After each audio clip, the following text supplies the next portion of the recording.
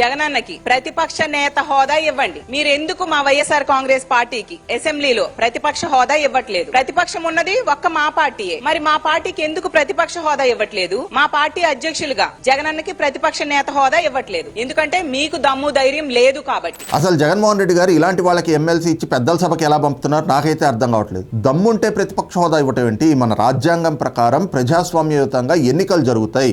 ఆ ఎన్నికల్లో ఎవరికి ఎక్కువ ఓట్లు వచ్చి ఎక్కువ సీట్లు వస్తాయో వాళ్ళు ఎమ్మెల్యేలుగా ఆ పార్టీ అధికారంలోకి వస్తుంది. ఈ రోజున కూటమికి అధికారాన్ని ఇచ్చింది ఎవరు? ప్రజలు. అలాగే మీకు ప్రతిపక్షాన్ని ఇచ్చింది కూడా అదే ప్రజలు కదా. ఒక కోరం కండక్ట్ చేయడానికి అంటే మన రాజ్యాంగం ప్రకారం అసెంబ్లీలో 175 సీట్లు ఉన్నాయి. అంటే 10వ వంతు సీట్లు కోరం కండక్ట్ చేయాలంటే 18 సీట్లు మీకు వచ్చుంటే ప్రతిపక్ష హోదా అనేటువంటిది మీకు డిఫాల్ట్ వచ్చేది. ఇలా అడుక్కోవాల్సిన అవసరం మీకు లేదు. 5 ఏళ్లు మీరు సరిగ్గా గనక పరిపాలన చేసుంటే ప్రజలే మీకు ఆ ప్రతిపక్ష హోదాని ఇచ్చేవాళ్ళు. ప్రతిపక్ష హోదా ఏంటి? మీ పరిపాలన సజావుగా ఉండుంటే మళ్ళీ మీకే అధికారాన్ని కట్టబెట్టేవాళ్ళు. కానీ అలా లేదని ప్రజలు భావించారు కాబట్టే కదా మీకు ఈ రోజున 11 సీట్లకు కట్టబెట్టారు.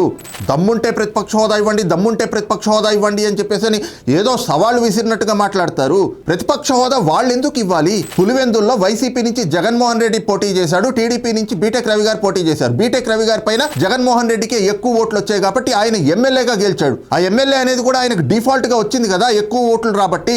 మీ పార్టీ నుంచి 11 మంది ఎమ్మెల్యేలు అయ్యారు. వాళ్ళందరికీ కూడా అవతల అభ్యర్థుల మీద ఎక్కువ ఓట్లు రాబట్టే కదా డిఫాల్ట్ గా వాళ్ళు ఎమ్మెల్యేలుగా గెలిచారు అని ప్రకటించారు. లేదంటే అవి కూడా కూటమి పార్టీలు కూటమి ప్రభుత్వమే ఇచ్చిందా మీకు? ప్రతిపక్ష హోదా ఎందుకు ఇవ్వట్లేదు అని కూటమి ప్రభుత్వాన్ని కాదు మీరు నిలదీయాల్సింది. ఎమ్మెల్యేగా గెలిపించింది ప్రజలు అసెంబ్లీకి వెళ్ళడానికి, అలాంటిది ఎందుకు వెళ్ళట్లేదు అని జగన్మోహన్ రెడ్డిని ప్రశ్నించాలి, నిలదీయాలి. 2 ఏళ్ళు అయింది ఎమ్మెల్యేగా గెలిచి, ఆయన అసెంబ్లీకి ఎందుకు రాడో తెలుసా? పవన్ కళ్యాణ్ గారిని అసెంబ్లీ గేట్ కూడా టచ్ చేయను అన్నారు. ఇవాళ అదే పవన్ కళ్యాణ్ గారు ఎమ్మెల్యేగా గెలిచి ఉప ముఖ్యమంత్రిగా అదే అసెంబ్లీలో ఉంటే ఆయనకి ఎదురుపడే ధైర్యం లేక పారిపోతున్నారు. మంగళగిరిలో లోకేష్ గారు జీవితంలో గెలవలేరన్నారు.